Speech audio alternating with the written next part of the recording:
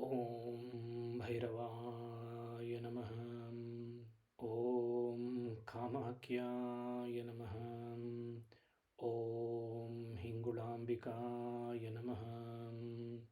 Om Kalāśaya Vidmahe Kālatītāya Dhīmahi Tannah Kālabhairava Prachodayāt. Om Hingule Paramahingule Amritaroopini Tanushaktimana Shri Hingulāya Namaha.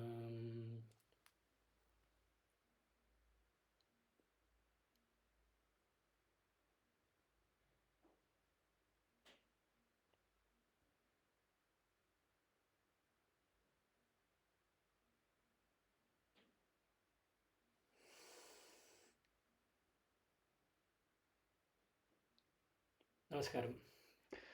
Welcome to yet another video of our Ishtartha Guru Bhairava, where we will try to understand how exactly his presence was around us, which we are forgotten or we have not seen him in that particular Swarupa, which has many of the very few information are being available for his presence. Maybe when it comes to Bhairava, we always talk about few Swarupas were actually being highly potent, but there are certain Swarupas actually we have not even seen him as that. Connecting to this, actually, I believe there was a lot of love and information or request which was being shared on the last episode of Matsyendranātha. Matsyendranātha episode was more into depth, like how exactly Bhairava and Bhairavī was able to um, take one life into the next level when it comes to the Tantra sadhana. This episode also is connecting to the Matsyendranātha. Why exactly Matsyendranātha? See, Matsyendranātha is called as an Adi Guru, Prathama Guru when it comes to the human form.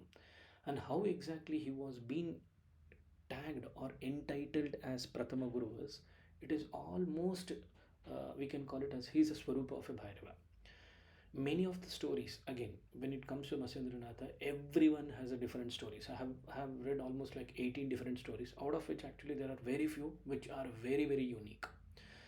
In these stories, how exactly the Bhairava presence is there, what we can understand when it comes to the Matsyendranātha episodes.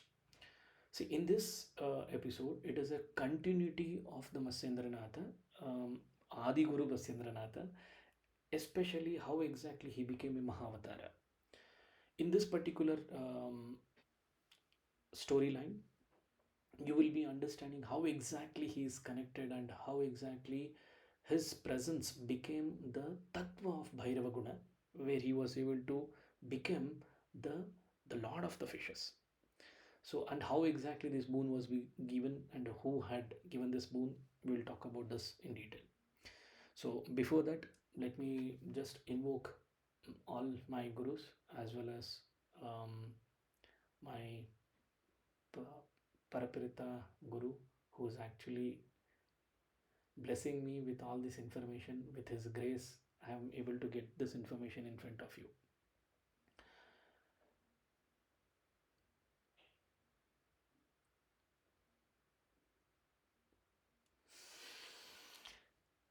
Om Jai Bhairavaya Namaha. Okay, so in this episode, as I told, we will talk more about Matsyendranātha. In this particular story, as what we spoke in the last episode, this is like more into a different perspective. How exactly? In this particular story, there lived actually one fisherman family. For that fisherman family, there was one kid, one boy, and the child was like born with few of graces of Daiva graces, where he had a special quality from his childhood days. Like he was able to connect to the nature element very easily. Like whatever the five elements are, he was able to very closely connect to the nature. See, let me just tell you, whoever connects to the nature, they will be very close to the Daiva Tattva. How, and even if you recognize the very small minute things around you, automatically that particular nature will be very much active and potent, rather than becoming very um, logical and informative. Basically this nature will always disclose us many things. This is what actually happened that time. The child actually had a special qualities of connecting to the nature very closely, very potently, due to which actually that boy had born to the fisher family. Kaivartras, it is called as in Kaivartras. It may be like that from Kaivartras is actually a fisher community normally seen in the northern part as well as an eastern part of the India. So basically, from the young age, the boy was in such a way that he used to sit in the small boats and rowing fearlessly into the vast water terrains, and that was actually his connectivity how he had with the water element. He had like um, jala sadhana. Without his knowledge, actually he used to go and dip into the water and used to be inside the water for a couple of minutes without even taking the next deep breath.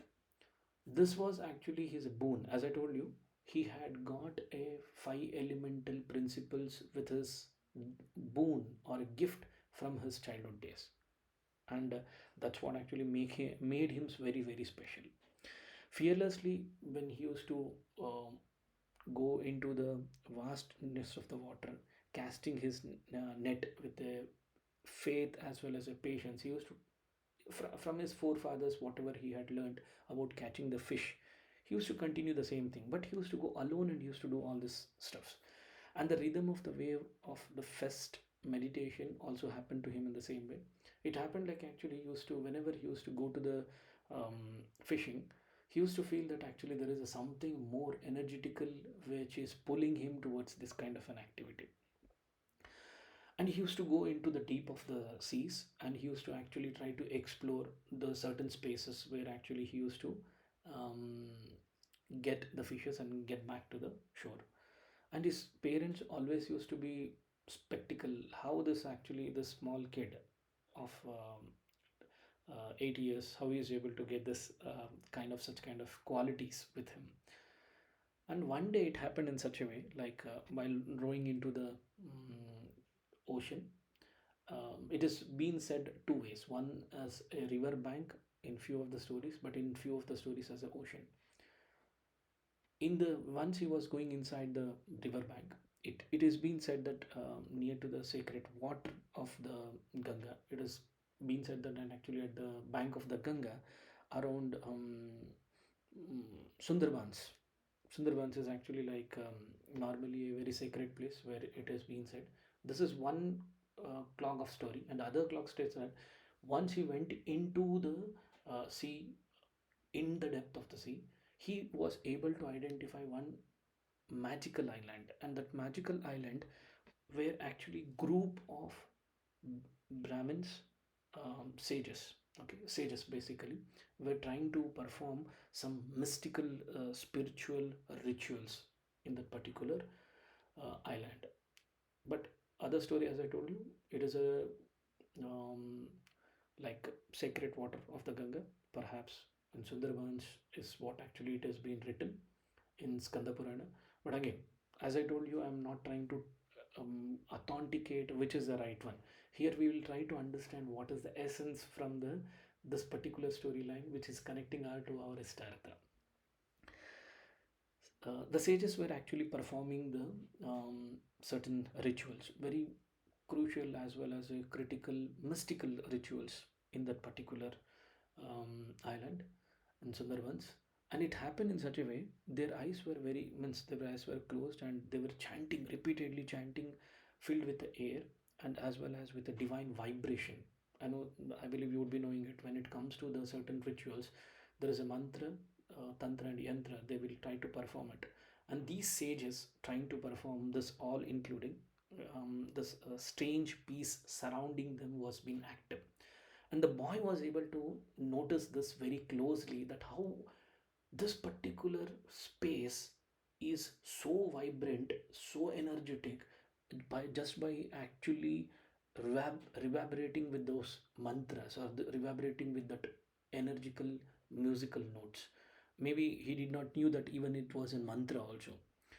The young fisherman, the 8 years guy, with a very curiosity, he went approached them by folding his hands and asked that actually Guru Atma, like who are you, and reveal me who you guys are, and what great mysteries are you are trying to invoke here, and how, what exactly, why I'm trying to feel very much subtle when I'm trying to hear all this musical or a humes which you guys are trying to reverberate. Ideally, during this performance, there was one particular sage who was actually supporting them, and he was able to talk to this kid. The sage actually made him to sit next to him, made him to see the particular rituals, what they are trying to perform. It was typically a Kaula Tantra, they were trying to perform it. And when it comes to the Kaula Tantra, we need to understand Kaula and Tantra. Kaula is actually a meaning of the family or a clan, or what we call it as union of energy, masculine as well as feminine energy, human and divine, okay, which is like a sacred connection body, which is Daiva Tattva. Basically, when it comes to the Tantra, again, when maybe actually I'll try to talk about this in detail, but let me just give you a principle how exactly when it comes to the Kaula Tantra is all connected to. The sage was able to give this information to the 8 year kid. There is a principle when it comes to the Kaula Tantra. We call it as Sharira Sadhana. So basically, to gain or to attain the Tantra, especially in a Kaula Marga, the person needs to have a five blessings. Not only the five elemental blessings, but also the five blessings as per the core principles of the Kaula Tantra. One is actually called as in Sharira Sadhana, which they will make body as in temple. The body is not a rejected one. Here actually they will make the body as an awakened one, where the receptivity of the energy get transformed, and they will try to um, recalibrate the cell carrying the Shiva Tattva and Shakti Tattva into the Tattva Guna of the vibration which they are trying to create. This is called Sharira Sadhana. The person who are actually got into or got blessings of a Sharira Sadhana are the first principles of the Kaula Tantra, or we can call it as Bhairava Kaula Tantra. Second principle of Bhairava Kaula Tantra was being revealed by the sage was with regards to Shakti Upasana. See, that is the reason we always talk in the Bhairava Anugraha Sadhana, like we as a Bhairava Sadhakas need to make sure we get connected to the Shakti. And Shakti Swarupini is not particular to one Swarupa. It is about all the Swarupas. She may be in any form. She may be in Kali. She may be like in Tarama. She may be in like Matripura Sundari. She may be like in Bhuvaneshwari Ma. She may be like in the Bhairavī Ma Swarupa. Any Swarupas in Dashamahavidyas. Try to understand. Do not get stuck or fixed to one particular Swarupa. Here, Shakti Upasana means the Swarupa of Ma Shakti herself. It is like Parvati Ma herself was able to disclose when she came into an existence with the Swarupa of Ma Kamakya. Here, in Shakti Upasana, the reverence of a divine feminine is what actually we need to understand.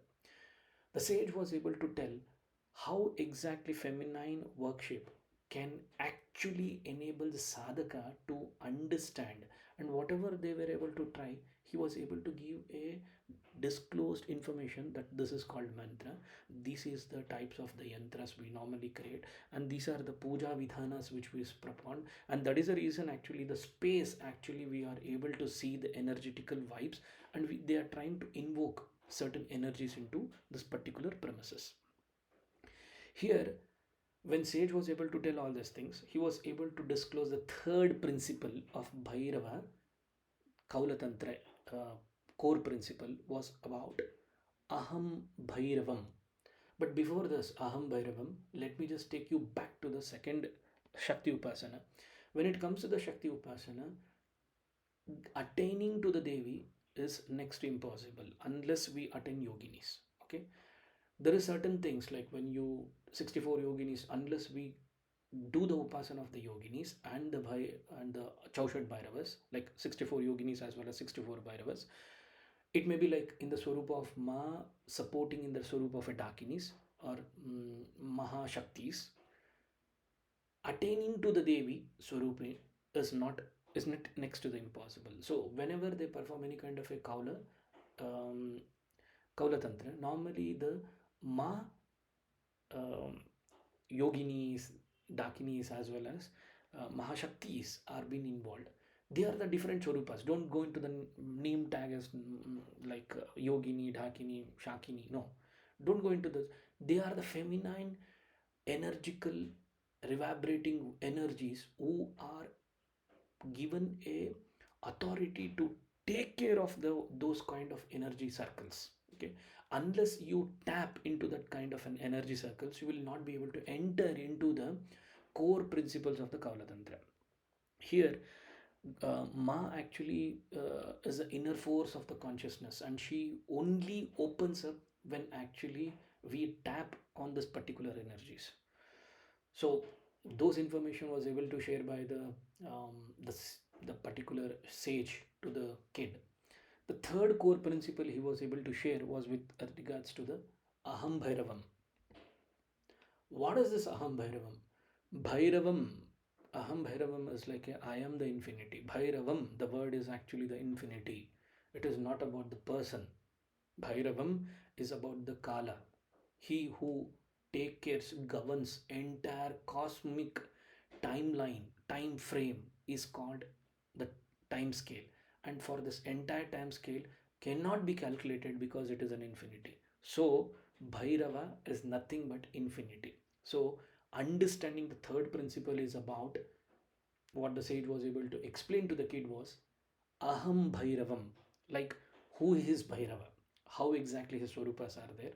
Like we what we need to understand from this particular core principle is we as being a practitioners of the sadhana, we need to go into the stage where actually I am Bhairava. This is what actually we need to understand. What is I am Bhairava? It is about fearlessness state, a luminous awareness beyond the time. It is not like time bounded. We when we sit to the do any kind of a sadhana, it not is a time bounded like actually I only do the sadhana for the particular time and frame, time minute. Only on the particular days I'm going to do the sadhana, only for the particular mala, particular day, particular tithi. No. Infinity means 24 bar 7. You are only thinking about one particular guna, the Bhairava guna in yourself. You are completely in a fearless state. Irrespective of whatever the situation comes in front of you, you will be much more potent to take care, ensure that actually it been consumed by your by the Bhairava energy. And once you start consuming, time is actually you know that actually it is consuming the next minute. The minute which was before now is consuming the next minute. This minute has been consumed by the last minute, and this minute is consumed by the last minute and the next minute by the Kala. What we need to understand is once you become a fearless state, once you become a Bhairava, Aham Bhairavam, the I am the infinity, automatically we as a sadhakas will be able to gain that. This is what actually the secret code information was being shared by the sage to the 8-year-old kid. Third principle. The fourth principle was with regards to the Kaula union. See, Kaula union doesn't mean that actually when it comes to the union, people integration, people only talk about certain things. Maithuna. No, it is not about the Maithuna. Panchamakara is something different. But here in the in the Kaula Tantra, Bhairava Kaula Tantra, what we need to understand is Kaula union is somewhat like actually everything is sacred. Irrespective whatever you see around is sacred. Good, bad, ugly, whatever you tag it in your lifeline is not something like actually you can bucket it in actually something. It is actually somewhat like more sacred, which is created by himself.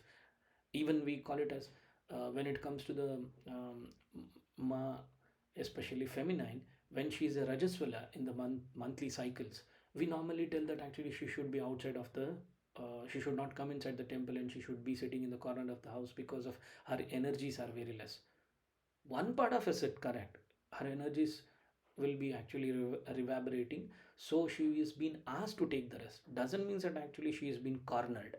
Here, even that particular stage, I believe actually you would be knowing this very clearly. When it comes to the Aradhana of Makamakya, Rajaswala has been considered as the highest degree of um, sacredness. We normally bow down to her with a closed hands, that actually she is the Sarupa of Ma Shakti herself. So what the particular sage was able to tell us, everything whatever you see in this particular life, in and around, is nothing but sacred. It is always a sacred. You cannot tag he is good, he is bad. He is trying to tell something which is very informative, which I am trying to capture or know the knowledge of, whatsoever may be situation or the terms it may be. Trust me, whatever you see around you is being created by Bhairava himself, the time himself. We are living in the frame of the time, and we are governed knowingly unknowingly by Bhairava. He is the only one who is taking care of entire cosmos. This particular secret on the fourth note was able to explain to the 8-year kid about the Kaula union, integration. It is about the merging or connecting of your masculine and feminine energies into one. There is no difference between something called spirituality or worldly life. This was what the key principle which he was able to tell. Do not differentiate between the spiritual life and the worldly life. Both are one and same. There is a very thin line when it comes to this. You can differentiation is very thin line. It is not like what we call it as selfless, selfish. It is somewhat like this. You should be very careful what you are experiencing, not indulge with what activities you are trying to do. This is what actually the sage was able to give a jnana to that 8 years kid. And the goal is not to escape, okay? It is a divine embodiment of connecting the Shiva and Shakti, the feminine and the masculine energy into one. Knowing the Shushumna Nadi, knowing the Shushumna energy, such that actually you are getting connected to those vibration. This was a fourth principle which that particular sage was able to share to the 8-year kid. The fifth principle, what we call it as a very core principle of Bhairava Kaula Tantra, is about Guru Shishya Karma. This is called Guru Shishya Karma, is actually a transmission. Okay. It is somewhat like actually the awakening ones through the direct transition, Shaktipata. Unless Shakti is being aware, the Shiva inside us is always a Shava. This is what actually this all this particular the fifth core principle talks about. It is about realizing the Kaula Guru, the real Guru who is within you, carrying the Bhairava vibration within you. And for that, it need to be ignited. Trust me, you may be calling like actually I belong to so which Guru Parampara. Yes, even I do tell that actually I belong to the Nath Parampara, Shishya Parampara, and my Gurus are actually I am so blessed that actually my Gurus are blessing me with every sort of smallest information which they are able to gaze, and they are able to bless me with the transmission, the Shaktipata, whichever they are connecting to. And I feel very lucky that actually these informations are being coming out today with only grace of the Gurus. And this connectivity is somewhat called as an Guru Shishya Karma. Maybe actually knowingly, unknowingly, if you accept it or do not accept it. When someone is trying to tell something, you are listening and you are able to understand. Maybe you may be tagging him with the name or fame, or with the names with something like XYZ. But here, what I'm trying to put across is Guru Shishya is actually not the only the lineage. It is actually the parampara. We call it as a transmission of the energy from one particular energy body to the next particular energy body, such that that energy can be transformed to the next part of the receiver. For this, the awakening comes through the direct transition, Shaktipata. So this five core principle was being explained by the the sage who was trying to support, and there were exactly 7 sages. You may be wondering like how exactly the sage was able to reveal all these things. He was able to thought about sadhana. He was able to teach about the Shiva himself has given this informations to him and granted a divine perfection to liberate while the life still is this in this body. And these are the process. That is the reason when it comes to tantra is very fast and quick. A reason is this particular what we call it as hacks or cheat sheets are being shared directly by the Shiva himself. This is what actually the sage was able to tell. And the sage is none other than Saptarishis. The Saptarishis, after completion of all this rituals, the particular sage was able to convey this message to all the six other sages. And all the Saptarishis was able to grant a particular diksha to that 8-year kid. And that the 8-year kid was able to know what exactly the rituals was being performed in that Sundarbans, in the banks of the river Ganges. See here, hearing all this information from the Saptarushi himself, something awakened in that 8-year kid boy. That his heart was like reverberating. He was able to experience something extra divine connectivity after listening this. Like seven sages are trying to disclose the Shiva Tattva about Adinatha to him, about to know what exactly the Bhairava Kaula Tantra is all about. Like the long wait for him to know about what exactly it is, the thirst for the truth, or we can call it as the no worldly desires could ever quench him, he was able to get the taste, and the taste was none other than Bhairava Guna himself. We call this as Bhairava consciousness. With a deep um, hum, uh, deep surrenderness, humility, he was able to beg and teach him the secret of Shiva, because the sage has told that this particular entire thing was being disclosed by Shiva himself in the Bhairava Guna, in the Bhairava Swarupa as Bhairava Kaula Tantra. The particular kid, 8 years kid, was able to beg and ask the sages that actually, please help me to understand Shiva in this particular experience. Let me walk to this path. And the Saptarishis, seeing the purity as well as the sincerity of that 8-year kid, the sages agreed, and the Guru Diksha happened. All the seven sages were able to give the Diksha, initiation, to that 8-year kid. And that initiation, sacred mantras, hidden yogic practice, everything was being transformed. Again, do not indulge in like actually whether he took long time of years. No. See, a gaze is more than enough to actually the guru to transfer his energies to the Shishya Parampara. So the gaze of a guru is much more important. Try to understand each action, each Shakti, when Guru is active, sitting and surrenderness is the most beautiful thing, as we as a Shishya Parampara can actually observe his energies.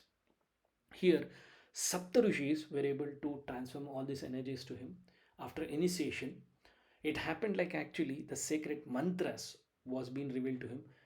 The boy, the 8 years boy, was able to recite all the mantras, know all the yoga posture after the information initiation which was being done by Saptarushi themselves. From that on moment, the kid was given a tag, or the boy was being asked to do one particular sadhana, and left behind all the life activities. Like a fisherman, he was being called as a fisherman. He began to deeply go into the meditative state, and do a certain sadhana. And it is been said that he was trying to perform the same sadhana in that same particular island, and Saptarishis had already went, and that came the day of a destiny. It happened in such a way, as I told you earlier, the boy also had blessings from the five elemental forces like he was able to go into the inside the depth of the ocean or the sea, where he was able to take a breath, and he was able to perform certain sadhanas which was being taught by Saptarishis. But on that particular day, the he entered into the meditative state inside the depth of the uh, sea, and he was sitting there and he was trying to perform certain sadhana in the yogic postures. Immediately it happened like a giant fish swallowed him. This is what it has been written.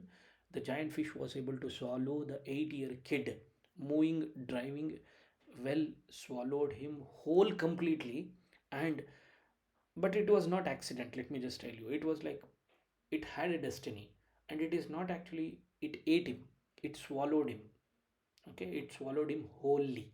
Okay, and inside the fish belly, he was able to what do you call, like, himself redeem the radiant light because of the five elemental energies he was able to active. And therefore, like, he sat and he started meditating about the Bhairava and the Bhairavi, Shiva and Parvati Ma, sitting inside the belly of the fish. It has been said, after speaking of a deepest, what we call it as like a secrets of yoga, tantra, and the liberation, from the Saptarishi himself, he was able to practice every sort of those inside the belly of the fish for exactly for 5 long years. How come? Possible. But yes, this is what actually has been written there.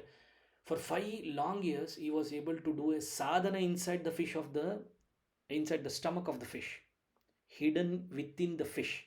And that's where actually he was, Matsyendra, the lord of Matsyendra was being born. Matsyendra listened to the of observe every sacred word. That is a very wisdom meant only to be connected to the god, because once you want to connect it into the daiva guna, you need certain kind of a space where you can actually invoke them.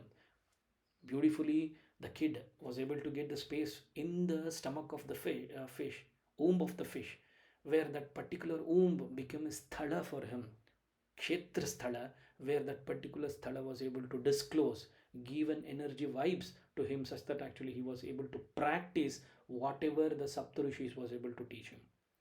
When the time came, the fisher washed the shore, and it has been said that actually, he himself with the siddhis, as I told you, he came out of the fish stomach, and womb, he was able to, the fish was able to give a delivery, or fish was able to give the boy was able to come out of the fish womb. As he had come out of the fish womb, this is one way of a story which tells that actually he came as a kid of the fish. That's the reason he was the Matsyendranātha, he was called Matsyendranātha. And as he had done the sadhana inside the stomach of the fish womb, he was called Matsyendranātha, lord of fishes. He became the lord of the fishes. And emerging a very radiant yogi came into existence, glowing with like divine knowledge. He had practiced everything. And to come out, after coming out, the first what he was able to get into was, he was in particular space where Shiva and was trying to disclose about Vijnana Bhairava Tantra to Ma Parvati in the Bhairava and Bhairavi Swarupa.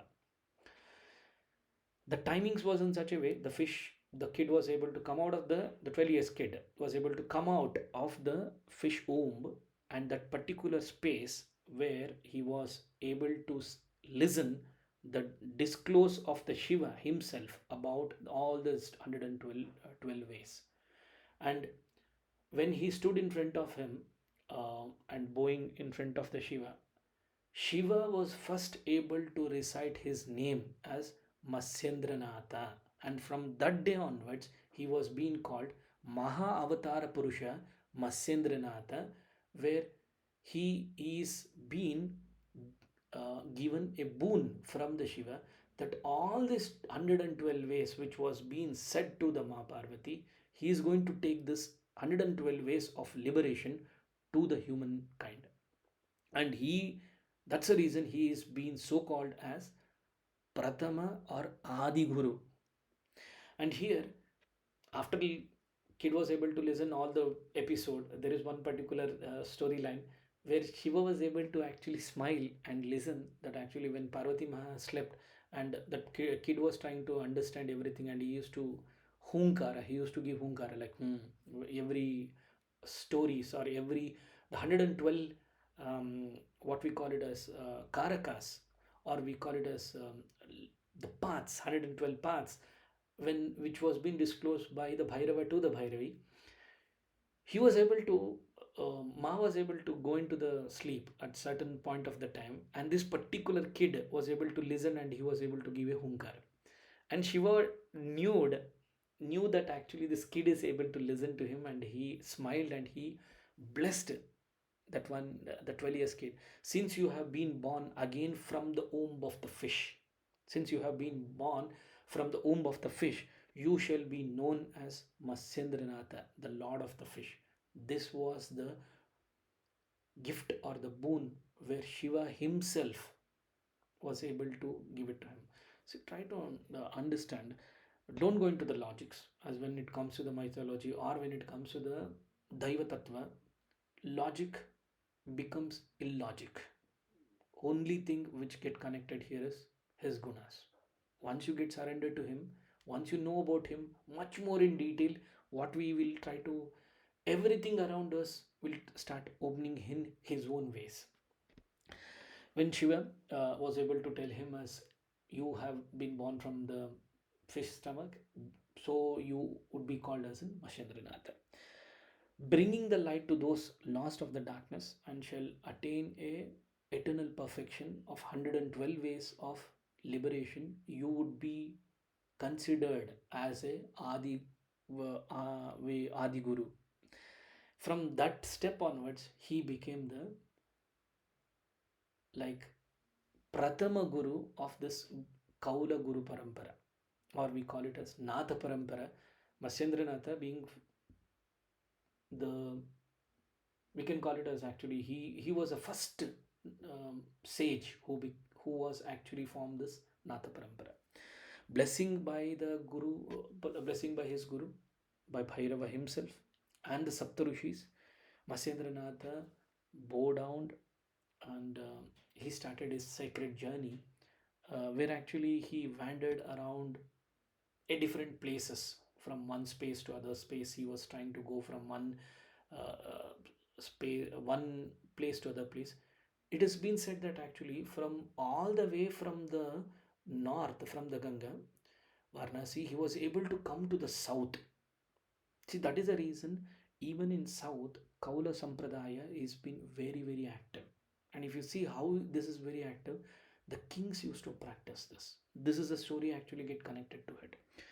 When actually the Matsyendranātha, across the lands and forest, searching for a true disciple, he came across to the south of the India, someone worthy to the carry to the divine flame. He was able to meet, he was able to, on the way he was able to teach about the Nath Parampara, he was able to talk about Guru Parampara, he was able to talk about the Bhairava Guna, he was able to talk about the Shiva and the Shakti, which they have given a such kind of a boon of the gift, and even the Saptarishis, which they were able to give the blessings. He was able to take this.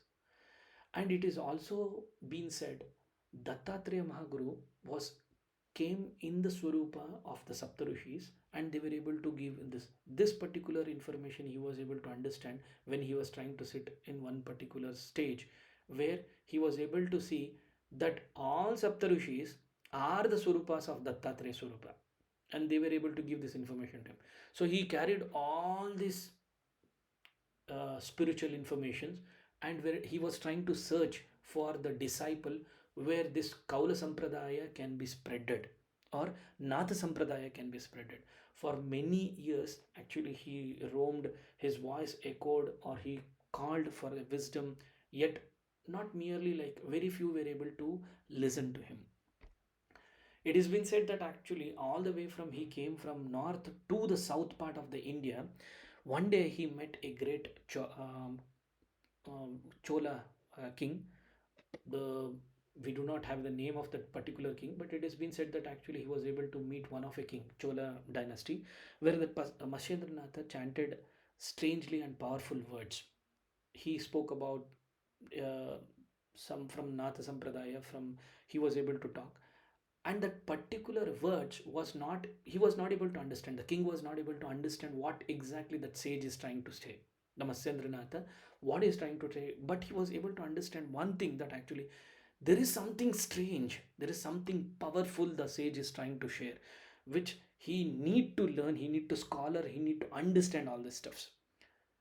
Finally the king immediately fall on the leg of the Matsyendranātha while he met him in the forest, and he approached to ask him, please teach, oh master, what the language you are trying to speak, I'm not able to understand, but I can understand there is a power in that particular speech. Who are you and why you are here? When he was able to ask this particular statement with a gentle smile, just by touching the Kaula um, Chola dynasty king, he was able to understand which language he was trying to talk. This is called actually, as I told you, there is something called as in especially in the Kaula sadhana perspective, there is something called as Deha sadhana, there is something called as Deha sadhana, mantra sadhana, yogini sadhana, mahamudra, kechari sadhana, as well as Bhairavastati. In here, there is something, as I told you, like five core principles. There is something called as a Shakti Upasana. In Shakti Upasana, there is a one particular siddhi. Only by touching or by the gaze, you will be able to understand which language the other person is trying to talk. The Matsyendranātha was able to understand which language the king was able to talk, and he was able to talk in the same language to him, and he was able to tell that that these are the words which I am trying to recite is directly spoken by Shiva in the Bhairava Swarupa, revealing him in the depth of the ocean. He was able to understand that Bhairava, when they were able to talk, those particular words get connected to those particular lines. I am not merely a messenger as others talk. He is not a messenger. He is a carrying these words. He is a Bhairava himself, where actually he is trying to share this information. Immediately, the king bow down with a reverence and plead to initiate him with all this 112 ways. It has been said that actually Matsyendranātha agreed, but warned the king that only when your heart is pure, when your spirit treated can be knowing is at the very high, you can receive this. And it has been said that king went to the kingdom, made his prince, his family know about this particular situation. He made sure that actually he took a came back to the forest, and he did certain penance in that forest, and from that day onwards he connected few people around him. The nature became their god and goddesses, and from that day onwards they started connecting with the ganas of the Shiva, where actually they started praying about him. And thus the swarup of the Shiva, the Matsyendranātha, he's been called in many names. You call him like Ganas, you can call him as a Bhairava himself. Again, that's what actually the king was able to understand all the 112 ways, and that those 112 ways was actually being explained to that particular the community, and finally the Kaula Tantra, Kaula Marga was being formed. See, you know that actually in this particular storyline, it is also said that actually Matsyendranātha is an immortal. He's a Mahavtara. Okay, um, Mahavtara is nothing but they are the highest peak of sadhanas, and Shiva himself has given all this information to him. Saptarishis has become his gurus. So you need to think, as a Mahavatara, the first among the Nath Siddhis was being gained by him, and he like what we call it as the bearer of the Shiva hidden wisdom. He was able to capture those information, one through those thoughts, through the eternal information stage of yogas, as well as he began to flow to the humility. That's where actually Shaiva Tantra perception or a scripture among the symbolically it carried away. And it is also been said that the mainstream of a Shaiva parampara do not recount on the Matsyendranāth's name, like because the Brahmin child, or there is a certain story like the particular fisherman family, and in few of the stories it is said that actually he is a son of some Brahmin community, and the one child in the, as I told you in the previous story, previous episode, like being a Brahmin kid, he was being swallowed by the fish. In that particular storyline, there is no connection. But here, this information is actually part of a Skanda Purana. Okay, it is actually written in the Nagara Khanda. In the Nagara Khanda, actually, in the Skanda Purana, this particular episode of information you will be able to understand. And here, what we need to understand, the boy born under an entire curse in thrown into that sea from the Brahmin community, how he was able to get into a beautiful blessings of Bhairava himself was what we need to understand. Here, Meenanatha or Matsyendranātha, he became the Mahaguru, and he was able to pass on the Kaula Tantra, Kaula Tantra to the next disciple, the Chola king, through which actually the Kaula Tantra was being articulated, and till dated it is being shared in the core principle format. As I told you, let me just reiterate, it is about the Sharira Sadhana, making the body as in temple, and second is about the Shakti Upasana. Here there is no major difference between the masculine and feminine, making both merge, or we call it as knowing the reverence of the divine feminine is a quality where actually we need to know in the Shakti Upasana. The third is about the Aham Brahma, I am the infinity. That particular stage, once you go, that's where the core principle of um, Bhairava Kaula Tantra talks about. The fourth is about the Kaula Union. The Kaula Union, it is not integrated with any kind of Panchamakara, especially, but yes, yes and no. Yes, because it is in what we got, what we can call it as a integrity, or integrate into everything, seeing everything as a sacred is one part of it, but do not indulging whether it is a worldly or a spiritual. Do not actually seeing that as a spiritual or a worldly things was actually what was being taught in this fourth principle as a Kaula Union. Fifth, he was able to tell very clearly about Guru Shishya Karma, that is a transmission of energy. These are the five core principle the Matsyendranātha was able to teach to the Chola king, and he was able to take this information to the next story.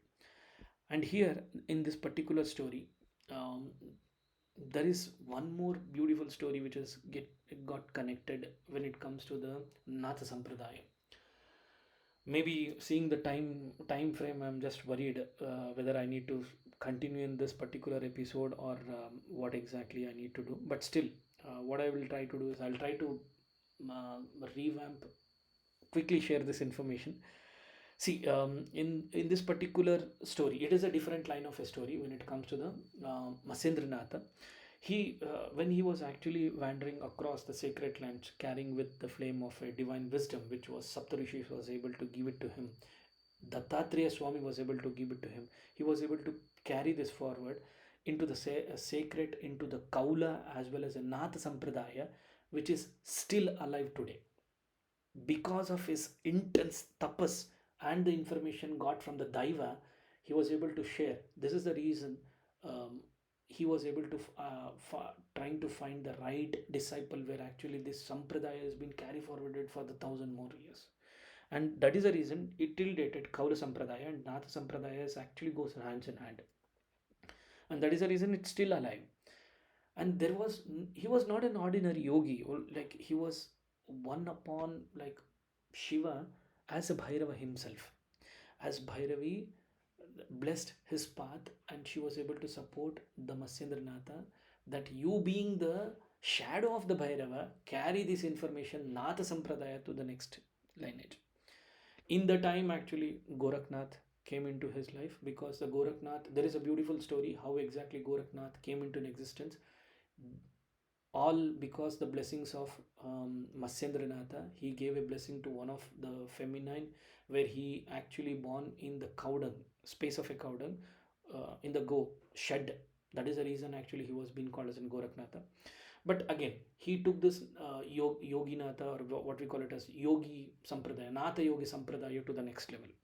But the path of the power, the path of the devotion, the path of the liberation, which we call it as a Natha Sampradaya, was being much more powerfully spoken by Gorakhnatha.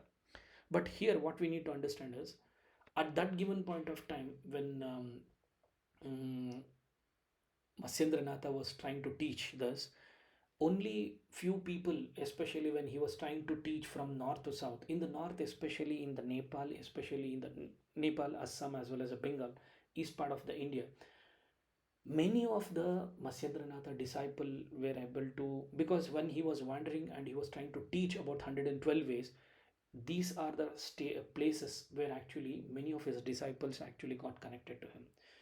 Even in the Nepal, even till dated, he is being called Avalokiteshvara. Matsyendranātha is called the Swarupa of Avalokiteshvara, because Avalokiteshvara is actually the part connected to, we can call it as Baudita Sattva, as well as a compassion. He is actually being seen as he is part of the Buddha. Okay, Avalokiteshvara is actually is the Swarup of the Shiva himself.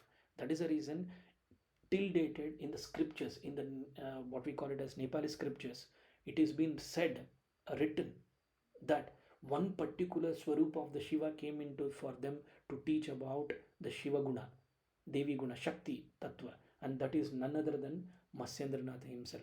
Even in 64 greatest sages, in the um, tradition of the Nepali Tantra, Matsyendranātha's Swarupa also comes, or the storyline is spoken about him. This called him as Avatara himself, Avalokiteshvara. He was being called as an Avalokiteshvara, and there is a form as like deep ocean. The particular person came from the ocean. That particular reflection is none other than Matsyendranātha. See, like, but Matsyendranātha Samhita, but there is a different storyline when it comes to the Matsyendra Samhita, which is deep and the divine mystical information is written in that. This is actually, you can find that like once upon, like Mount Kailāśa, the Shiva in the Bhairava Swarupa, and the Parvati was asking about who are the Rundamalas you are trying to wear, when Shiva told that actually these Rundamalas of 108 is of your own reflections in your past life. After every life, I am trying to wear your memories connecting to me as a mala, as a garland. You know about this story. This information was already being shared in past. But here, Kaula wisdom, this is actually connected to the Kaula wisdom. The essence of the creation and the dissolution is part of that 112 ways. This is what we need to understand. Here, it is been said, when Shiva in a Bhairava Swarupa, and Bhairava Swarupa Ma was able to understand all this information, Kartikeya, what he did is, like Kartikeya, son of Shiva, took over the pride and the jealous through that secret scripture which was being said, which was being written into the vast ocean. But again, I really don't know whether this is in this one of a scripture the story has been written. Here it is connecting that actually when Shiva and Parvati Ma was trying to share this information, the entire secret information was written by the Saptarishis, and when the Saptarishis had written this particular scripture in the Dattatreya Swarupa, this scripture actually was seen by the Subramanya Swami, and that particular script, that is the reason he became the, even till dated, if you see what are the sacred in-depth scriptures about the mythology you can find only in Skanda Purana.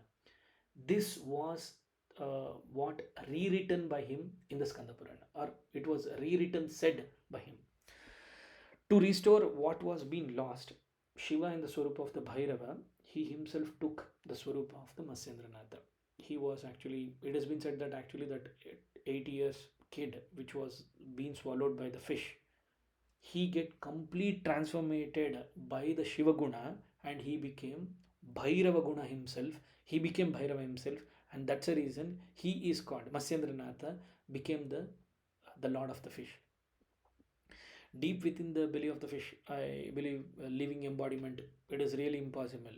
And that particular, it has been said that the fish, when it was actually awaiting there, when Skanda, when the Subramanya was able to throw that particular scripture into the water, the fish was able to swallow that scripture, and that scripture actually went inside the belly of the stomach, and this 8-year kid was able to get this information, all this deepest information, and he was able to know that actually these informations Shiva himself was trying to disclose, and he was able to do a patana, he was able to do a penance on the 112 ways. All the living embodiment of the Bhairava wisdom was, he was able to gain it. In this legend, Shiva does not merely blessed him, but Shiva became him. This is what actually what we need to understand. Matsyendranātha is Bhairava's own incarnation, born to bring back the forgotten light of Tantra. He was the first human form who brought that Tantra into this existing creation. Today, whatever the people may be talking about the Tantra, but the Pratama Guru of this Tantra is by Matsyendranātha himself, and he is none other than Bhairava Swarupa. He is his own Bhairava's incarnation. And during his wandering, he came across a.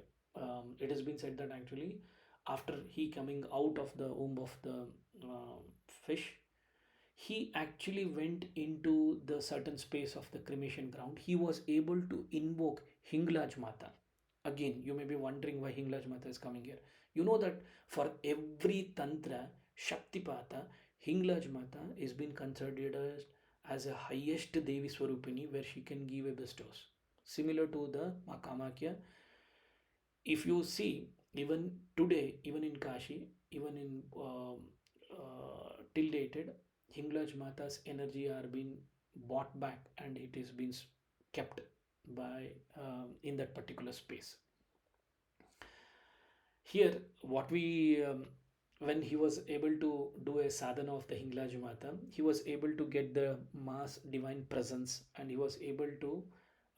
It has been beautifully story. It has been said that actually, when he was trying to do a sadhana of the Ma, 8 Ashtabhairavas was able to test this Matsyendranātha, whether he still holds the Bhairava Guna himself, because he was wandering and he was trying to teach about the Kaula, he was able to talk about the Nath Sampradaya. The Bhairava was able to test whether he, see, you know that actually when you approach Devi, if before you approaching Devi, you need to cross Bhairava, Ashtabhairavas. You need to cross the Chaushat yoginis. You need to cross all the 64 Bhairavas. Then only you will be able to go into the sacred Sharan of the Devi, and you will be able to invoke it. Here, Ashtabhairavas were able to test Matsyendranātha, like seemingly whether he is still holds that wisdom, or he is been or he is holding that Bhairava Guna, his terrible power within him, or actually he has lost it, because he was moving from one space to other space. Even till today, let me just tell you, even in Kathmandu, Bhairava stands beside the Matsyendra during his grand chariot festival. The 4 great wheels actually are being painted with the ice, okay, and they are said to be like 4 Bhairavas carrying their master into the valley.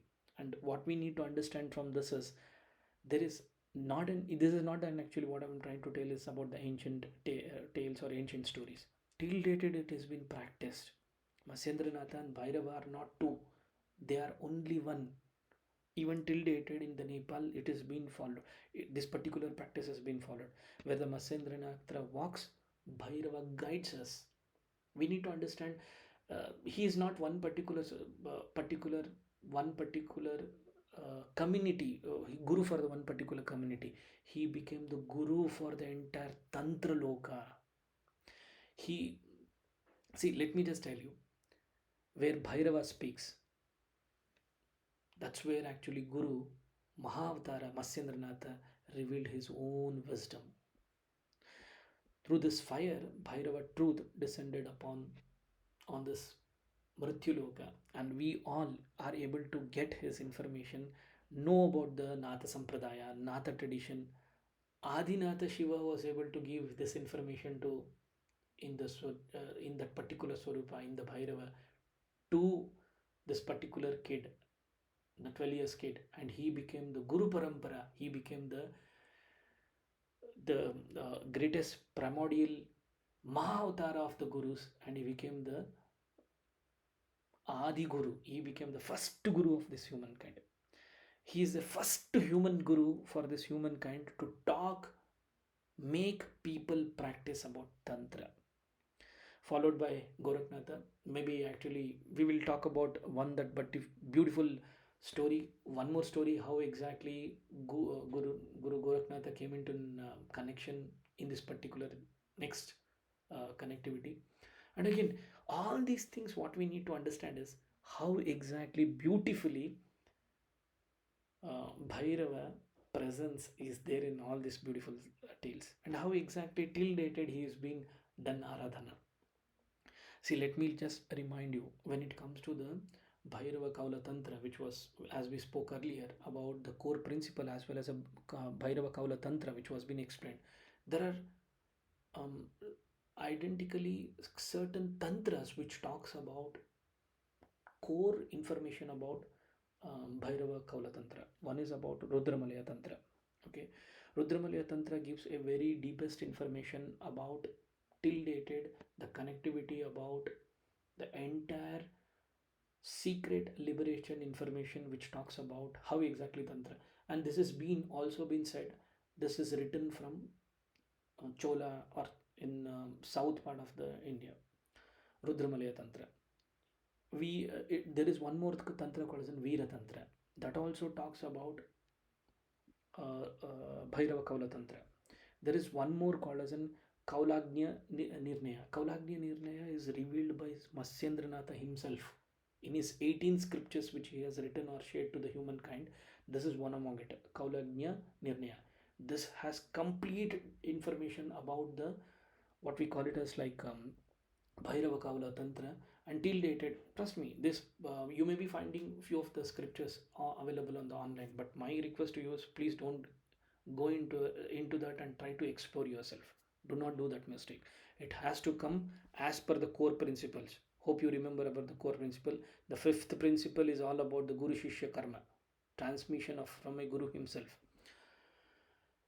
Coming back in after Kaula Nirnaya, there is actually something called as an Veera Malina Tantra. Veera Malina Tantra is actually a which talks about all the Panchamakaras, in-depth information about it. Maybe if his grace and blessings are there, we may talk about it. Kabuja Tantra is one of the which talks core about what exactly Bhairava Tantra is all about. Yogini Tantra talks more about Devi, but tells that unless Bhairava Guna is not there, Bhairava is not activate, this is not complete. In all these shades, what we need to understand is Bhairava is connected in one or the other way. We being a Bhairava sadhakas, we are blessed to know him in so many aspects. And whatever the information I'm trying to bring to his lotus feet, I always see that wherever I talk, listen into the depth of the scriptures, we are able to find his details. Maybe this information we are, with his grace, we are trying to bring into the today to the world, where people have unseen him or seen him with the shadow lights where he was not able to disclose. Maybe with his grace, he's trying to come into um, the situation where people need to know about where exactly his presence is all about. Maybe with that note, we'll take a pause for this particular episode. Only because of Guru's blessing, Bhairava's grace, and Ma blessings, we were able to talk about this. Maybe, as I told you, next episode or is also connected to the Matsyendranātha, in depth about the Kaula Tantra perspective, as well as a divine manifestation of the practice, especially on a Kaula Tantra. What, how exactly Matsyendranātha, born of the Shiva, own Farsi power, he being a Swarup of the Shiva, how he was able to get Gorakhnatha into a existence. Maybe we will talk about this and little bit of Vijnana Bhairava Tantra informations. Maybe with that note, I'll take a pause and take a his blessings. Nothing more to talk about on this particular episode, because this episode I'll try to pause here, because if I want to talk more about him, trust me, we can talk about when it comes to the Kaula. We being a practitioner, we need to understand about the Guru, Shakti, universe, and the self. These are the four which are the, we call it as the four pillars of a self of the Kaula. Kaula stands on all these four pillars: Guru, Shakti, universe, and self. Maybe this path is all about the inclusiveness, whatever we see surrounding us, and it is embrace a sacred, and it is a mundane like joy, sorrow, or devotion, and the wisdom. All four pillars again, and all are facts of the Bhairava's play himself only. With his grace only, we are able to understand about the Kaula. Maybe with that, we'll take a leave. Om Bhairavaaya Namaha.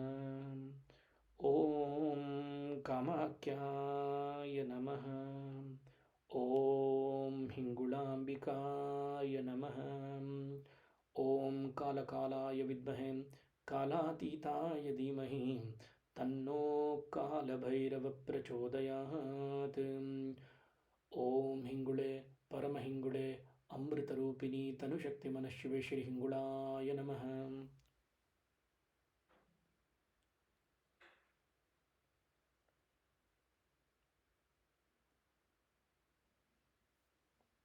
Namaskaram.